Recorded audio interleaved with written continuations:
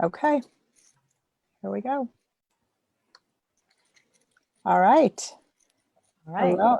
Hello, everyone. I'm being notified that we're streaming live, so we'll keep our fingers crossed. Thank you all for being here. I want to, first of all, being with us today. They are a clinical lecturer at the University of Michigan, the Division of Reproductive Endocrinology, Department of Obstetrics and Gynecology. And Dr. Stroumsa uses they, them, theirs, or she, her, hers pronouns. I am going to turn this over to them to get started. And you are welcome to post comments and questions on the Facebook feed, and I will grab them and relay them to Dr. Stroumsa. So take it away. Thank you, Roz. Hi, folks. It's so great to be here with Stand with Trans. As Roz said, I'm a physician in the Department of Obstetrics and Gynecology at the University of Michigan. But don't be fooled. I take care of folks of all genders and all sexes assigned at birth. And my main specialty is gender-affirming hormones and general gender-affirming care for folks who are trans and non-binary. And so we're here today to talk especially about some of the long-term ways to think about our health and well-being for those of you who are on hormones or thinking about going on hormones or have been on hormones in the past. How do we stay healthy and safe, and how do we continue to take care of our bodies as we do the things for them that, like, what are the long-term implications of being on hormones? And you do that, you start hormones to feel better in your bodies, and you want to take care of these bodies so that they serve you for a long time. So I'm here to listen to your questions and see what information I can share with you that might be interesting. Take it away.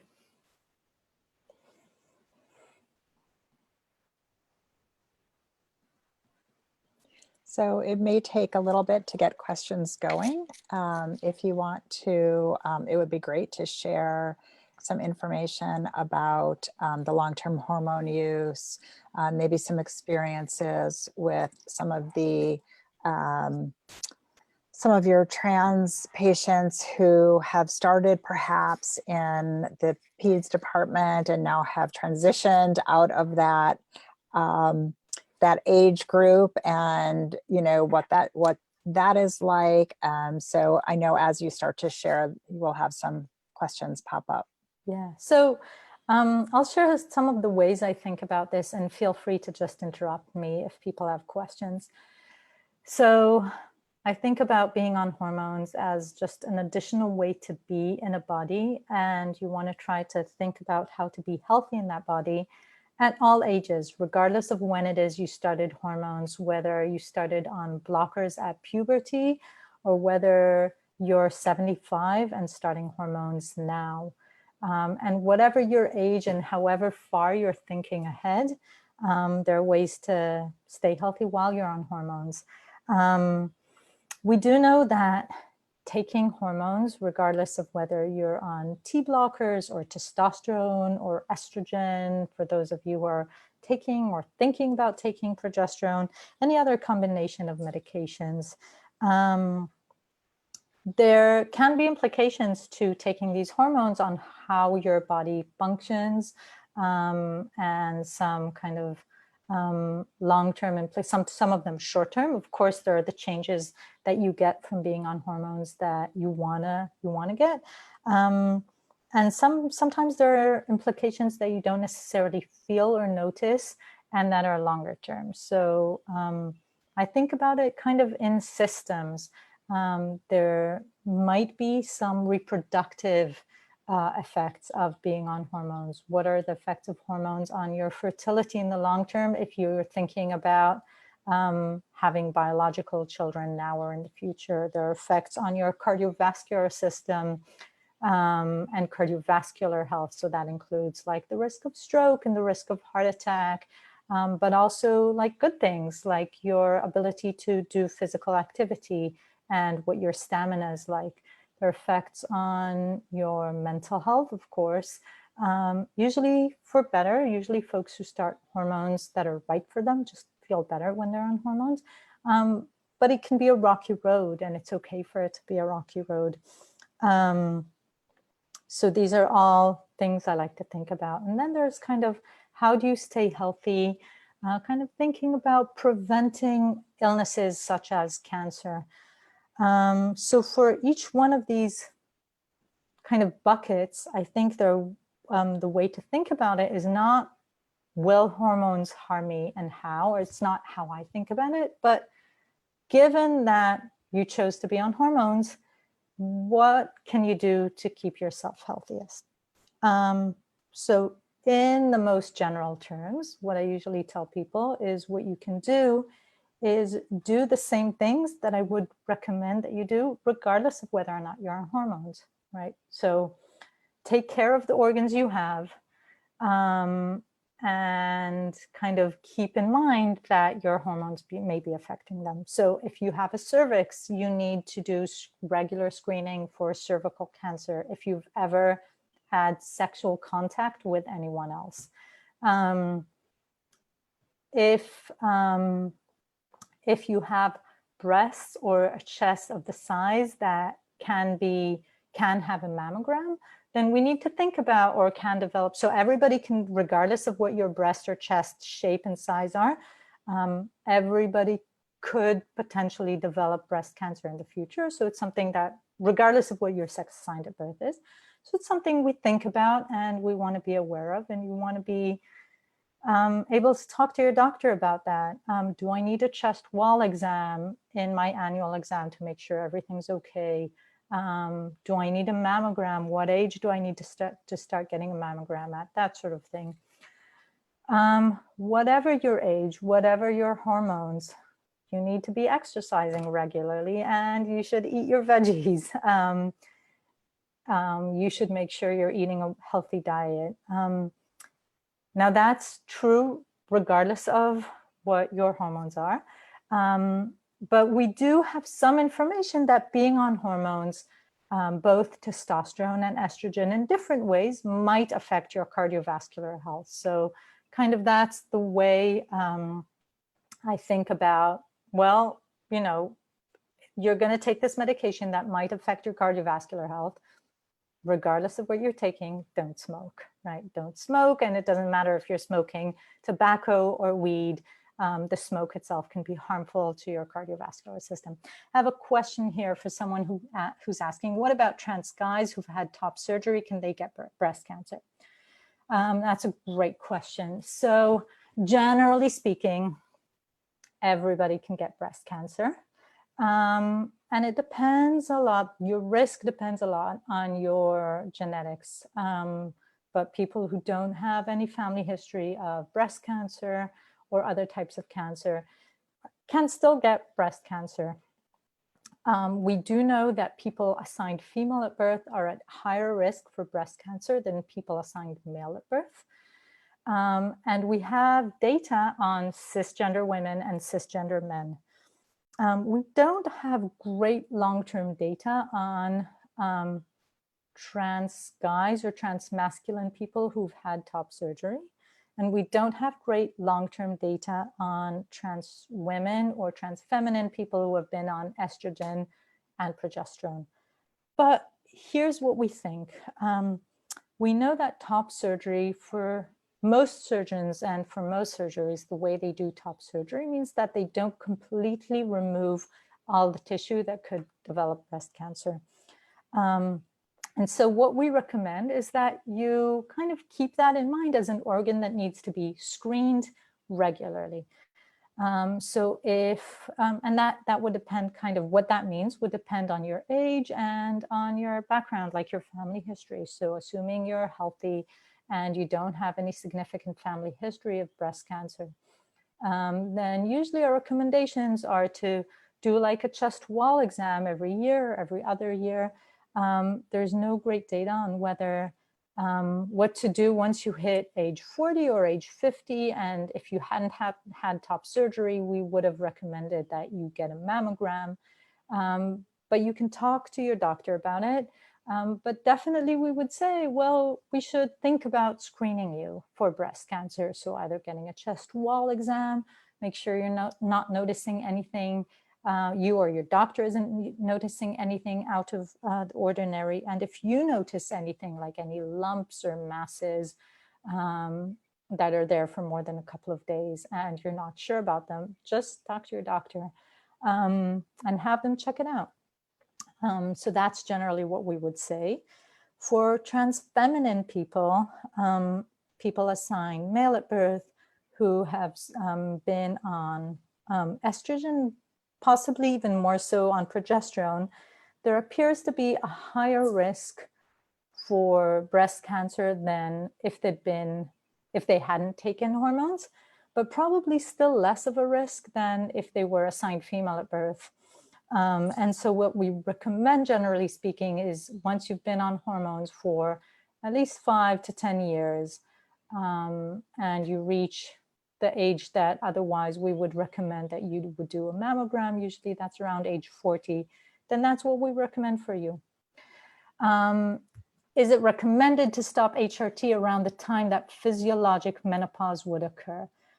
Generally speaking, no, for a bunch of reasons. I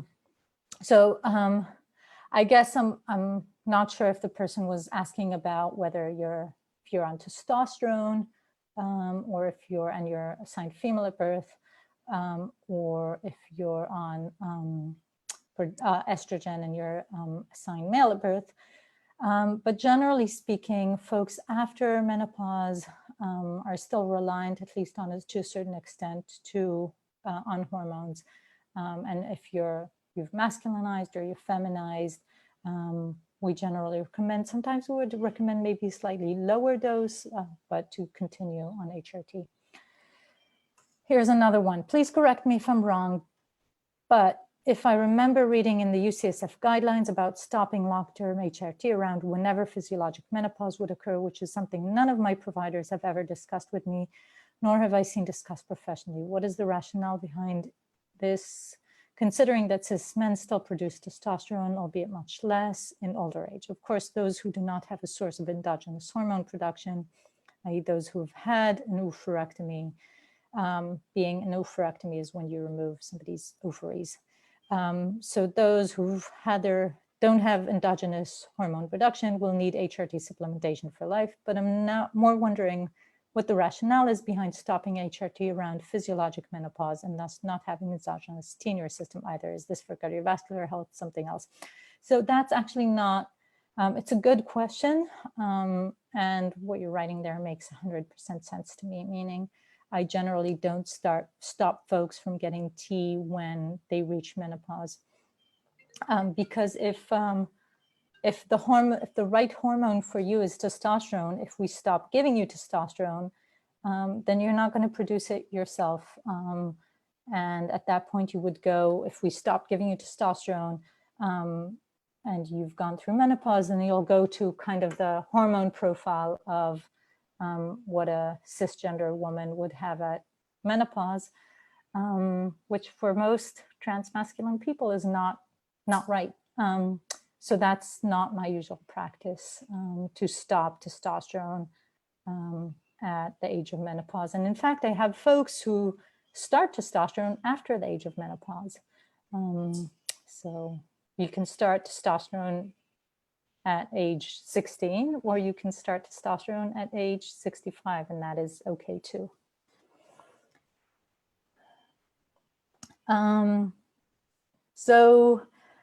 Kind of thinking about aging with hormones, I think is a good question. Now, I do know that some folks will recommend maybe a lower dose of hormones.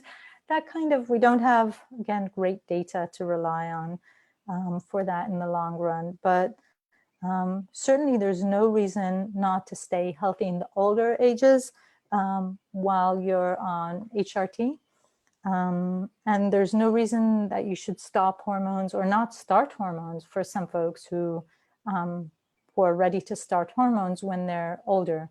And I think that's certainly as more and more folks are able to access HRT and are in a life that is more, have more ability to choose that in their life now compared to previously in their life, I think that's important to know, that the fact that you've reached a certain age doesn't mean that you've missed the bus.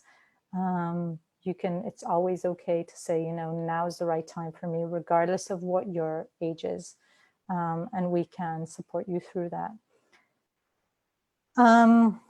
Another question here through Roz. Parents are always concerned about the long-term use in cancer. Is it a given that a hysterectomy is necessary? I love getting that question because I have folks showing up at my clinic asking for a hysterectomy. So that's kind of one of the things I do, is I do hysterectomy for folks who want one. And they say, so I hear a lot from folks, oh, I've been on hormones for 5 years, 10 years, it's time for my hysterectomy.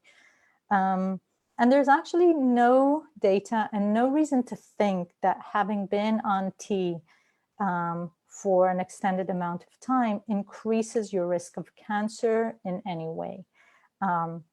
We don't think it decreases your risk of cancer. So cervical cancer, uterine cancer, ovarian cancer.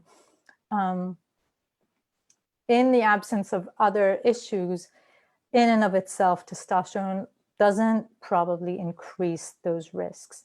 And so I don't recommend for folks to get a hysterectomy just in order to get the uterus out, unless that's what they want. So if that's what you want, you're not happy with the fact that you have a uterus and you're willing to go through surgery to get it out, that's legit.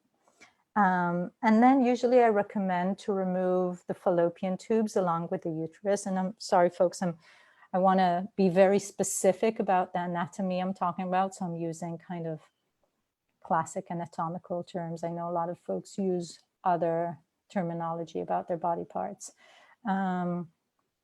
But given that there isn't an increased risk for uterine cancer just because the fact you take testosterone, then my recommendation is don't go through surgery unless you need it. So leave it in place.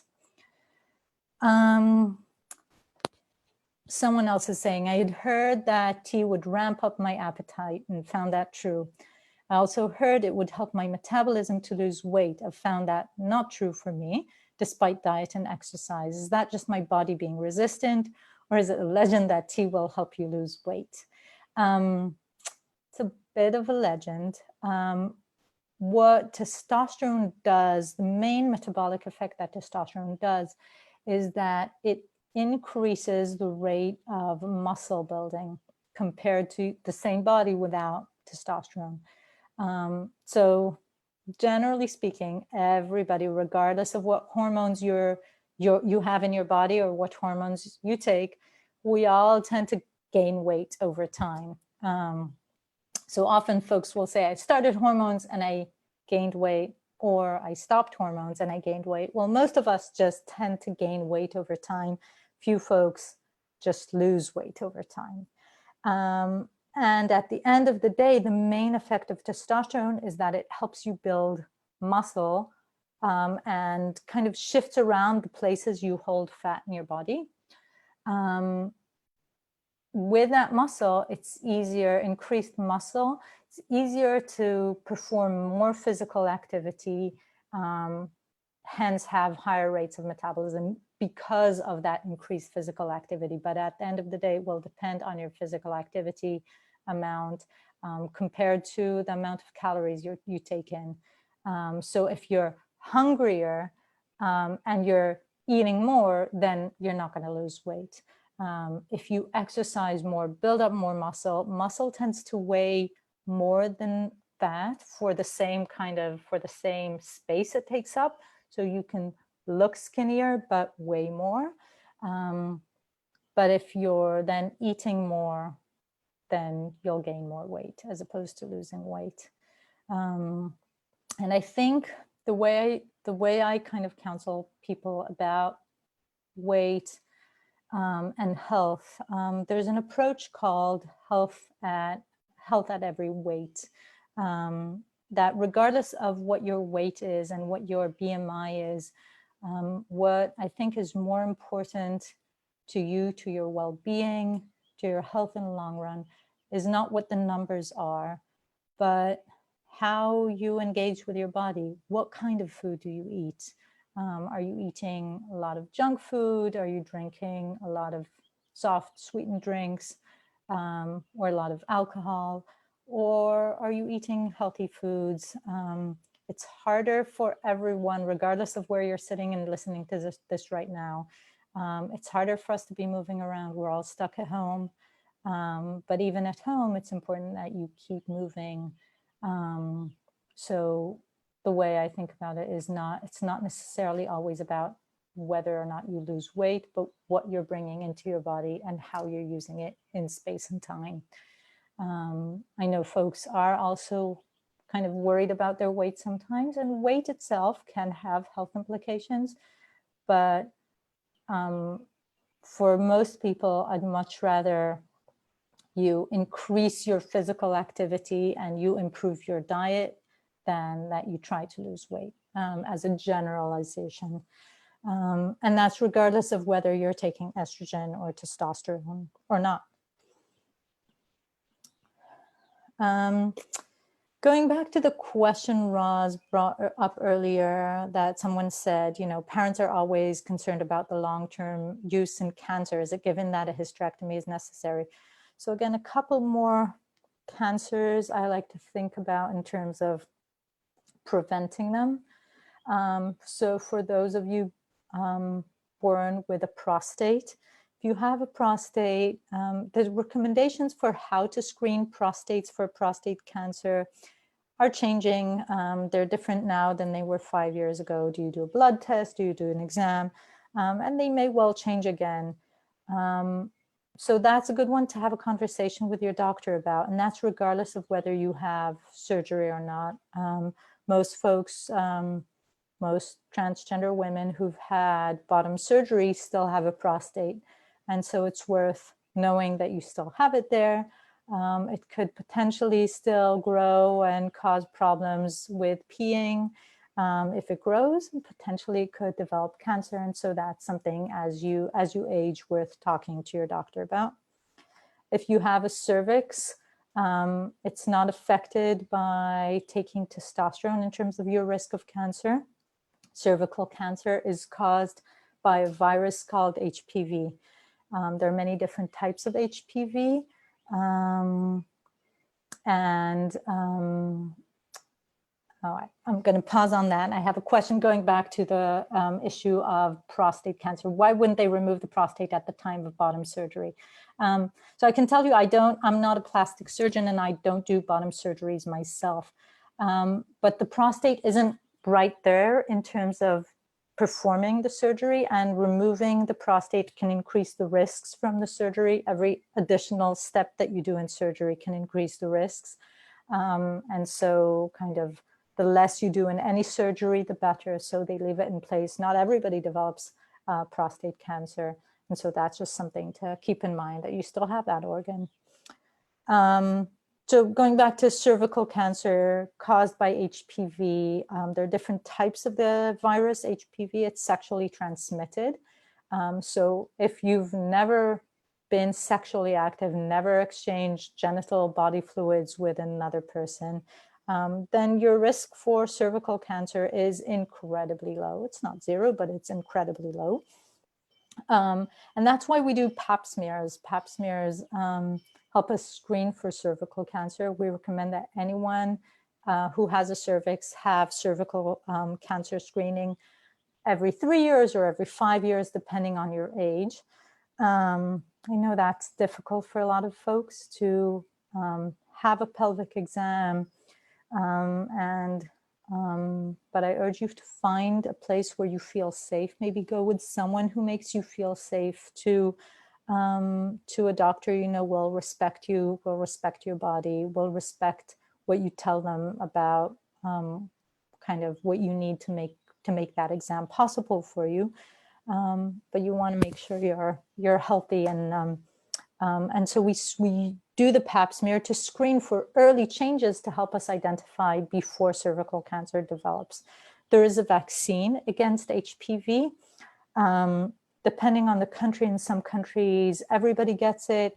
In some countries, it's recommended for people assigned female at birth. In some countries, it's recommended for both boys and girls.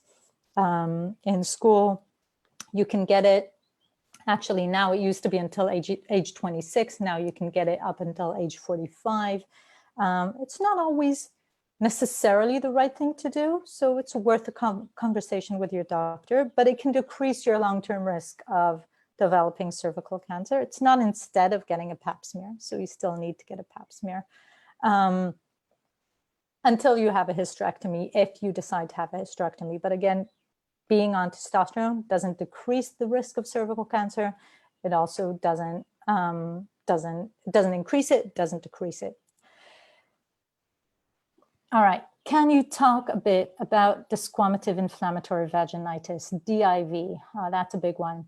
I've seen a physician present on it before, and it explains a lot of symptoms myself and several of my peers have experienced that have been diagnosed as recurrent BV or just vaginal atrophy, but the symptoms just don't respond to typical treatments for either. Do you see this in your trans patients, or do they tend to actually be experiencing recurrent BV or atrophy that responds to topical estrogen cream? So for folks who are not familiar, DIV or Discwomative inflammatory vaginitis is sort of an immune response of the area known as the vagina, that can cause a lot of irritation, sometimes pain, sometimes discharge. It's actually not very common. And I have to say, I have seen, it's not common. So I've seen it maybe a couple of times. I also want to say, I have a lot of folks who come in and ask me about atrophy and are really worried about atrophy. And even though we know theoretically that when we give UT, so atrophy is when, because it's, let me step back. So in cisgender women, levels of estrogen that are maintained through the age that we know as reproductive age, before you go into menopause, after you start your periods, but before you go into menopause, those levels of estrogen maintain a healthy kind of lubricated vagina. And atrophy is the process that we speak about when we refer to the kind of drying out of the cells of the vagina in that area when estrogen levels drop when you reach menopause. And that can cause dryness, it can cause pain during sex, or sometimes just plain pain. It can cause recurrent urinary tract infections. And so for cisgender women who go into menopause and are having significant symptoms, sometimes the treatment is with estrogen cream. BV is a completely separate, distinct condition that otherwise known as bacterial vaginosis, which is a change in the normal. We all have bacteria all over our bodies, especially in the wetter areas of our bodies. And the BV is a condition where the combination of bacteria that you have in your vagina changes. That too can present with either discharge or a change in the smell of the area, not pain. So anything that's painful is usually not BV. And so I've seen a lot of folks who come in and worry about atrophy, and a lot of talk in the community about atrophy for folks on testosterone because of the ways that we know that while you're on testosterone, your estrogen levels should overall be lower. I have to say that in practice, I've seen it much less commonly than what I originally assumed when I started working with trans folks. There's some research, not on kind of the vaginal area, but on the uterus from people who've had a hysterectomy, and we take the uterus and we look at it under the microscope, which shows that actually atrophy is not that common, and that more commonly, even though your estrogen levels are lower than they might have otherwise been. They're not that low that you develop significant atrophy. So for BV, the treatment is usually antibiotics. For atrophy, the treatment is usually estrogen cream. Regardless of what your vaginal symptoms are, if you're having symptoms and they're not being treated by, they don't go away with treatment, then my recommendation is always to step back and say, okay, what else might this be? And so DIV is sometimes one of these conditions that doctors don't always think about immediately, partly because it's not so common. But if you have symptoms and they don't go away with BV treatment and they don't go away with atrophy treatment, then sometimes that's a good place to say, okay, let's think about what's going on. The symptoms of each one of these conditions are somewhat different. And the findings we have on, like, if we do a swab or if we send a culture, are somewhat different. So most gynecologists would be familiar with the differences between these conditions and should be able to kind of help address them and treat them appropriately. And if that's not happening for you, then there are, regardless of where you're sitting, there are specialists in vaginal conditions.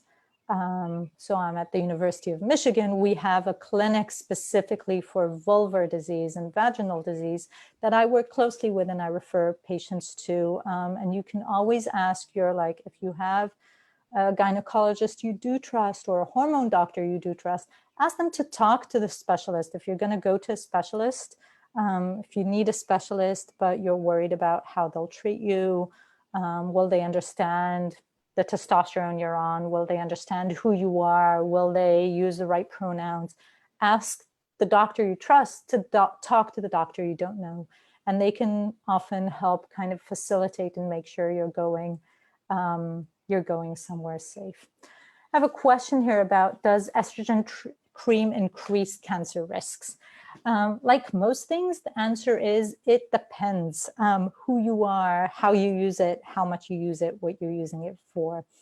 Generally speaking, for a healthy young person without particular risk factors who has atrophy, young or not young, who has vaginal atrophy and who's using estrogen for the atrophy, estrogen cream is safe. It does get absorbed at small levels to the body stream. It won't feminize you. And so it's okay. We prescribe it to menopausal women who are having symptoms, even though we prefer not to prescribe them estrogen pills, for example. But it's always a question of how much and how long you're using it for and who you are. So broadly speaking, estrogen can increase the risks for example, breast cancer, uterine cancer. So if you have very high levels of it, we do worry in the long run about increasing the risk for those cancers. But if you're using it appropriately, low doses of vaginal estrogen cream should not increase your risk for uterine cancer, breast cancer, etc. So it's an appropriate for generally healthy people. For some people, we kind of talk about there might be some increased risk if you take a medication. Is this risk worth it for you? So I think a good example for that is thinking about trans women or trans feminine people who take estrogen, right? We know that estrogen does increase your risk for blood clots compared to what your risk might be if you didn't take the estrogen, regardless of what your risk is at baseline. If you have a family history of blood clots, if you have a tendency for blood clots, that risk might be really high. And then we need to think about some alternatives. If you're healthy, if you don't have these conditions, then usually kind of the question is up to you. Here, we know that it might increase the risk a little bit, but is this important to you? And for most folks, if it's important to you, then we can find ways to keep you safe while you're on hormones. So for example, if you're going to be on estrogen and we worry about the risk for blood clots for whatever reason, one option is to put you on a blood thinner. So to bring that risk back down, since we brought it up with estrogen. So that's kind of how I think about it. All medications can have some risks, but what are you gaining from this medication? If it's important for you, then let's find ways to keep you safe on it. Same goes for estrogen cream. If you're having a lot of dryness, a lot of atrophy, which, like I said, I don't see a whole lot, but once in a while that happens, that can be really irritating and hard to live well with, hard to have a fulfilling sexual life, or might be uncomfortable, or might cause recurrent urinary tract infections.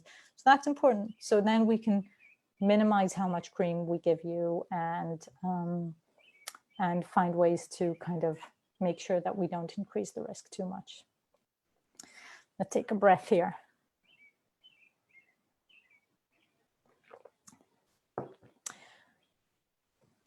And Roz, I'm wondering if you have any questions for me from like the parental perspective. I know we've had some of these conversations in the past.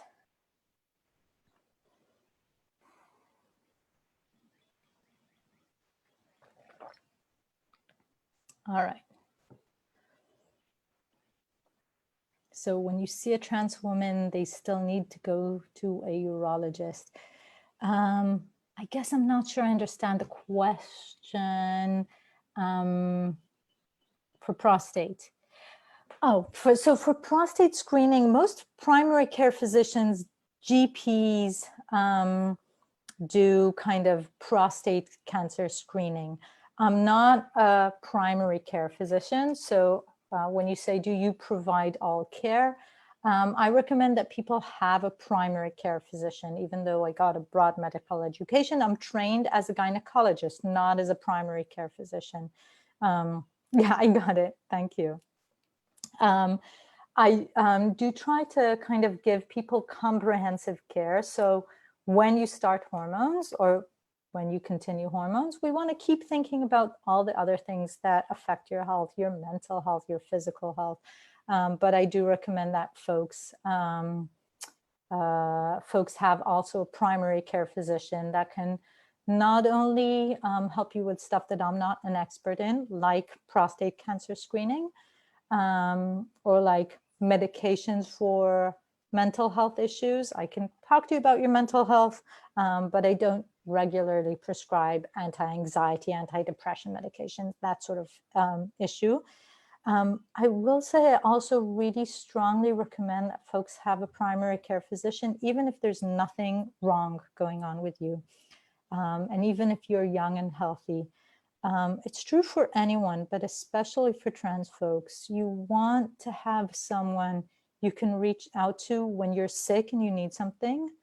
And you want to get to know them before you're sick, because when you're sick and not feeling well, that's not a great time to try to find someone you can trust. And so when you're healthy and feeling well, that's a really good time to establish a relationship with the doctor and make sure you trust them and they understand who you are and they're not going to misgender you, and they know that you're on hormones and you can trust them to take good care of you, so that when you need them, they're there for you. So here's a question from trans mask mom with a question here. My son has been on T for over a year, and one issue that stuck in my head was the increased risk for blood clots. His father passed due to bilateral pulmonary emboli, so it's something of great concern to me. Because his father had a history of clots, is it a genetic increase in chance? You partially addressed this while I was typing. Thanks. So first of all, I'm so sorry for your son that he lost his father. You know, I don't know exactly what you know about his father's health and about the causes there. So I'll kind of stick to general medical advice as opposed to specific advice, or general kind of principles as opposed to specific advice.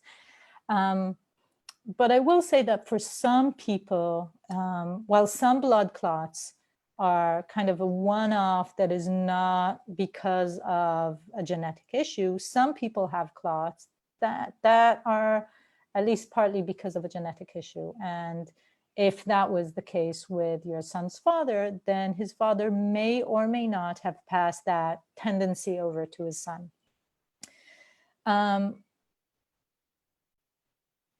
There is not very strong evidence to suggest that being on testosterone actually increases the risk for blood clots. We do know that trans women on estrogen have high risk of clots.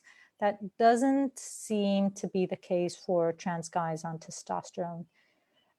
One of the ways in which testosterone could potentially increase the risk for blood clots is that we know testosterone tends to increase your blood count or your level of red blood cells or concentration of red blood cells in your blood. There are a few different ways we measure that. The most common way is either the hemoglobin or the hematocrit. And we usually set, so testosterone will tend to raise both the hemoglobin and the hematocrit in two ways. One is if you're a person of what we call reproductive age, so during the age where your ovaries are functioning and ovulating regularly, usually between the ages of somewhere between 9 and 12, 13 is when folks bleed for the first time, and until age around 51, when people, on average in the United States, is when people stop bleeding. In that age, most people bleed regularly every month. And if you bleed regularly, you lose some blood, hopefully not too much. When you start testosterone, most folks stop bleeding regularly. And so that's one way that testosterone increases your hemoglobin. You stop losing blood every month.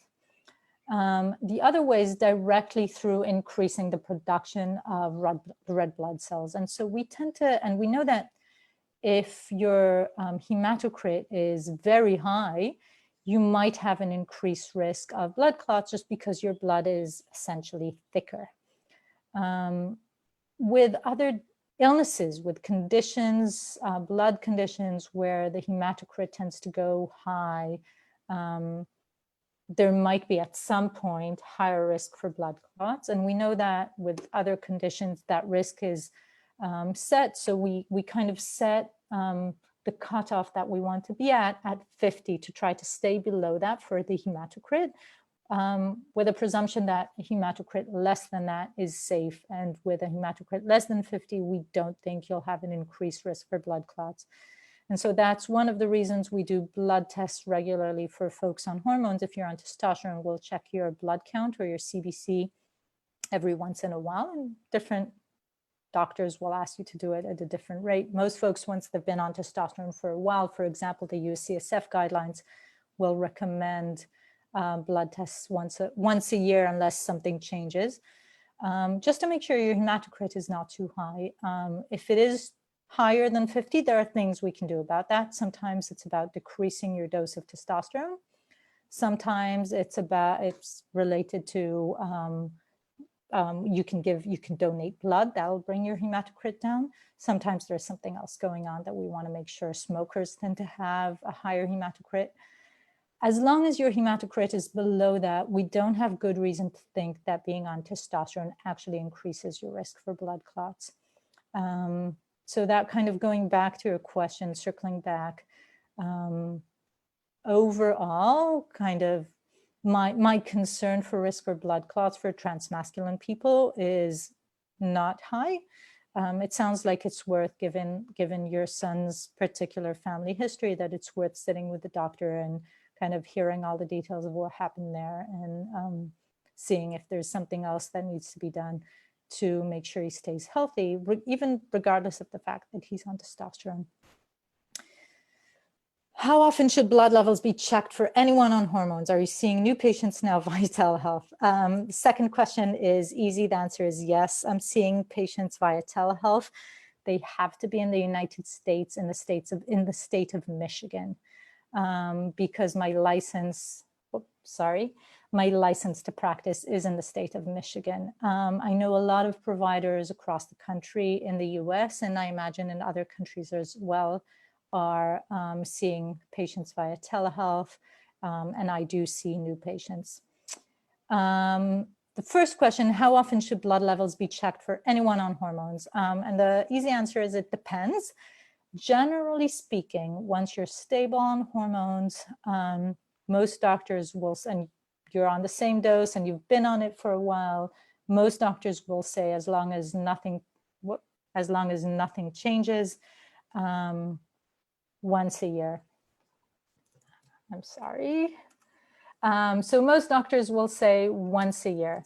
When you're starting off on hormones in the beginning, usually more often than that. So every 3 months, every 6 months, kind of depending on your doctor, the protocol they use, your health, how you're doing on the hormones, and how your levels are changing. So for example, once I find someone's correct dose, like the dose that works for them, and the blood tests look good, then I don't need to see blood tests very often.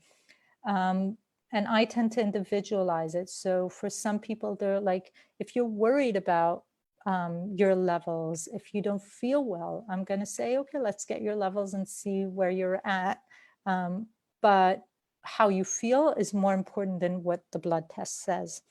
The blood test is there to help us, but it's all about you and how you feel. On the other hand, if we're changing your dose and we can't get the dose right, then I'll often get a blood test every time we've changed your dose, and at least a few weeks after every change in dose, to make sure that the hormone levels actually reflect what's going on in your body, because the hormones, both testosterone and estrogen, take a while till they actually kick in and have the effect, and the blood tests actually reflect the levels. Can you talk about seeing non-binary folks and low-dose hormones? Yeah. Yeah, I know for a lot of folks, and sometimes with some doctors, that's an issue, right? Certainly historically, a lot of healthcare providers have been trained that there is one way to be transgender, and you have to be that way to get hormones, and you have to tell this story that you know, you always knew since the age that your first memory, you always knew you were trans, and what that meant to you has to be very clear.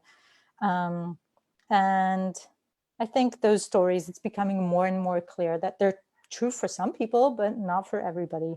And so I understand that for a lot of folks seeing healthcare providers, if you're non-binary or if your goals for hormones are not necessarily binary goals, that can be a tricky conversation to have. For me, the way I think about it is, regardless of what your identity is, when we talk about starting hormones, what matters to me is not what label you use, although if the label is important for you, I respect it. But kind of talking about what your goals are from hormones, and how we can play with hormones, to what extent, and or what we can't do sometimes with hormones to get you to where you want to be. So I have a lot of folks who are assigned female at birth and non-binary, and only want, say, a little bit of facial hair, and they want their voice to drop. That's relatively easy to do with testosterone. Because of the way the effects of testosterone, some of them are permanent and some are temporary. If what you're looking for are the effects of testosterone that are permanent, we can start you on testosterone till you get as much of those effects as you want, and then we can stop. Or we can continue at a low dose till you tell me that you're ready to stop, or till as long as you want, right? For some people, it's trickier, and I feel like it's worth being honest about that, because for some people, if what you want out of hormones is a shift in your body composition to be more muscular, and to shift your fat around in your body, that is a temporary effect of testosterone. So as long as you're on testosterone, you'll have that effect when you, especially when you exercise, you'll get more bang for your buck for every, so to speak, for every amount of exercise you get. You'll get more muscle mass, more bulk, especially upper body mass. And you'll get a shift in your body fat from where it tends to accumulate in people assigned female at birth, usually in the hips and thighs and in the breasts. And while you're on testosterone, that'll tend to shift more towards your belly or your stomach. But those will go away once you stop testosterone. And if you're looking to shift that body shape, but you don't want your voice to drop, that's going to be really tricky to do or not possible on testosterone. And that's sometimes a little bit of a frustrating conversation to have. But I think I can, I can't reinvent the hormone, but I can tell you, we can be honest and kind of, I can tell you what I think is going to happen if we do a low dose or if we do a short period of time on testosterone. I also think it's okay to try. If you're okay with your voice dropping, knowing that it won't change back if you stop, then I feel like it's okay to try that and see how you feel. You should know that you're going to grow facial hair and body hair once you start. But if you're okay with that, then I've had a few folks who are like, look, I don't 100% know, but I think this is going to feel good for me. Can we try? And of those folks, some people decided to continue and some people decided to stop or to take low dose for a short period of time and see what that goes. The same thing goes for people assigned male at birth. So some of the effects of estrogen are permanent and some are temporary. In the battle of the hormones, overall, testosterone tends to be a little bit more robust or stronger, meaning and that's one of the reasons we use for people assigned male at birth, we use along with estrogen, we also use a testosterone blocker because estrogen itself, unless it's in very high doses, doesn't usually or isn't usually sufficient to block the effects of testosterone. So we add a testosterone blocker. But if you're non-binary, assigned male at birth, we can talk about like, what are your goals and what do you want out of hormones?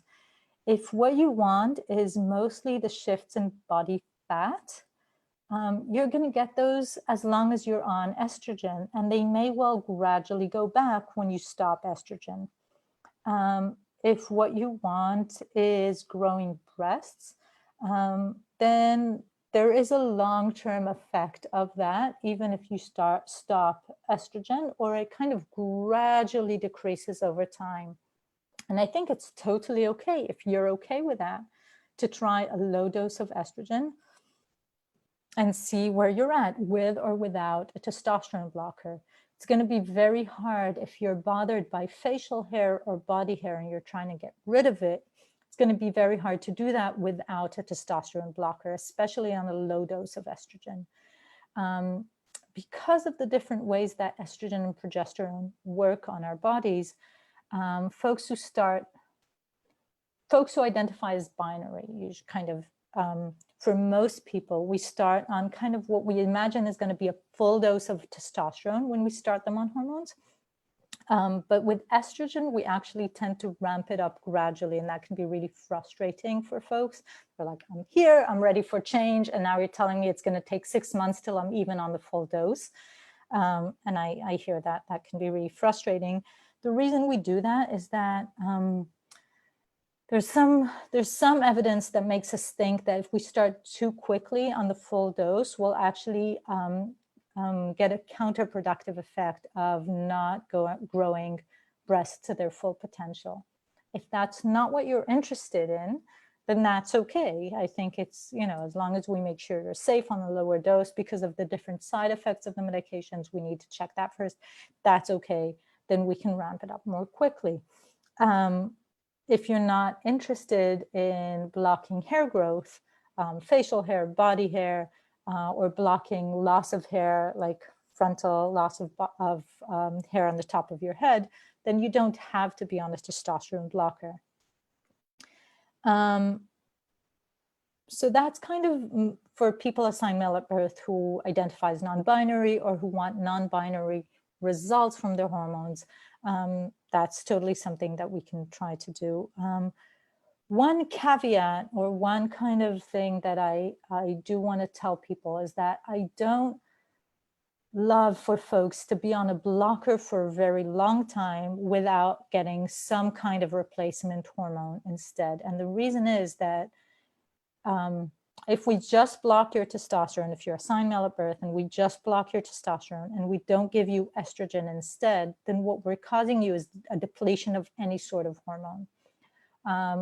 In the short term, most people will do okay. Over time, that can affect your bone health. So can increase the risk for osteoporosis, potentially can increase the risk for cardiovascular disease, stroke, that sort of thing over time. So say more than 6 months. So for people whose goals are to block testosterone, but they don't want to grow breasts, I think we have a more complex conversation to have about if and how we can do that safely, and what are the long-term implications on their health of blocking testosterone without replacing it with estrogen. And that's kind of, I think, a complicated conversation to have because we don't have magic wands. All hormones are a blunt instrument. For most people, those blunt instruments work, but not for everybody. And I'm acutely aware of that. So I know folks who won't start testosterone because they want all the effects, but they're not willing to risk losing their hair. Fair enough. We don't have really great solutions for you not losing your hair. There are medications that cisgender men use, and I know that some trans folks are using them. So finasteride is a testosterone blocker. Some trans women or people assigned male at birth who are trans feminine use finasteride as their testosterone blocker. And it can help prevent hair loss or balding. If you're assigned female at birth and transmasculine and you want to masculinize and you're taking testosterone and you're worried about hair loss, I've had folks who took finasteride to try to prevent hair loss. We don't have any data about whether or not this works. But if you're going to use it, you should know a couple of things. One is that it's going to block testosterone, so it might affect how much facial hair you're growing, for example. So sometimes I'd recommend that we do that only once you've grown as much facial hair as you're happy with, and know that it would slow down facial hair growth. The other is that there are side effects to the medication, including like sexual function side effects. And I know that for a lot of trans people, especially trans feminine people, sexual function is one of the hits that people assume they're going to take if they want to go on hormones.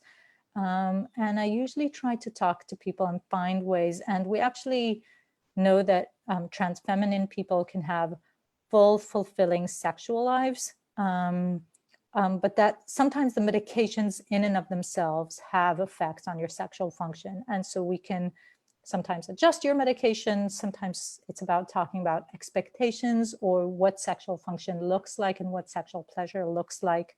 But that these are conversations that you should be able to have with your doctor, and that adjusting medications, talking about other life related ways to address issues with sexual function.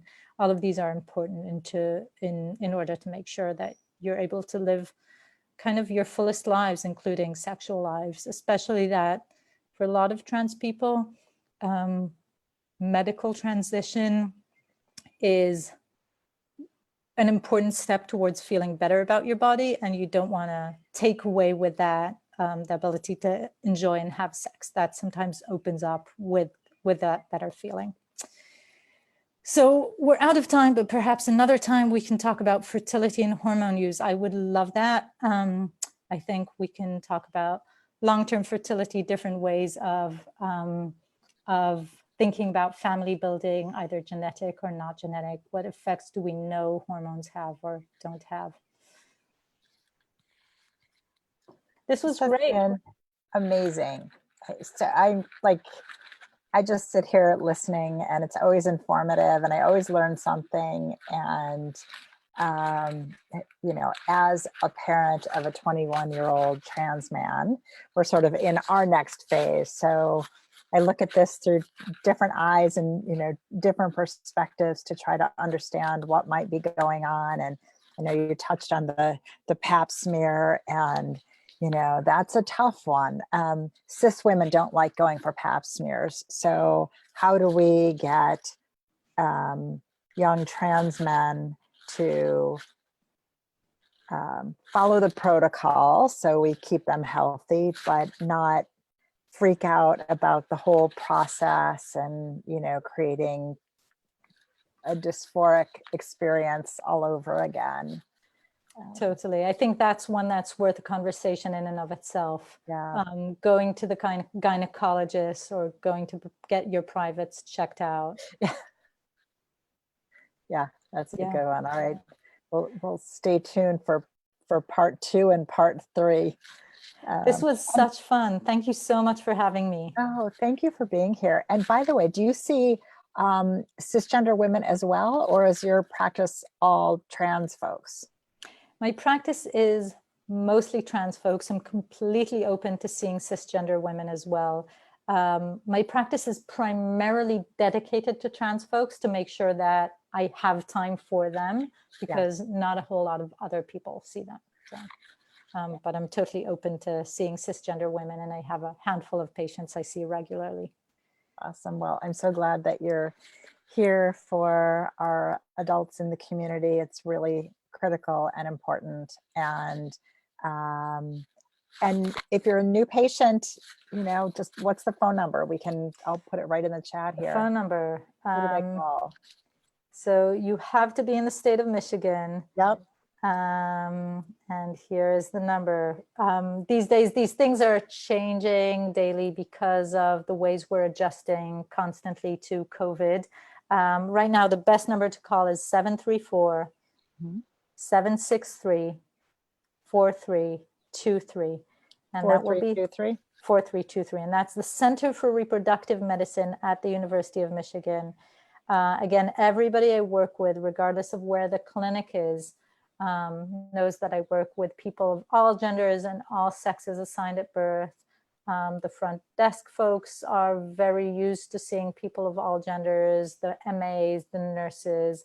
I have yet to hear from a patient that somebody's been disrespectful to them. And I hope not to hear it. Of course, if you have any issues, let me know, but I don't expect it. So you should be safe coming to our clinics. Fantastic. Daphna, thank you so much. Thank you. Stay healthy, y'all. Bye. You too. Bye-bye. Bye.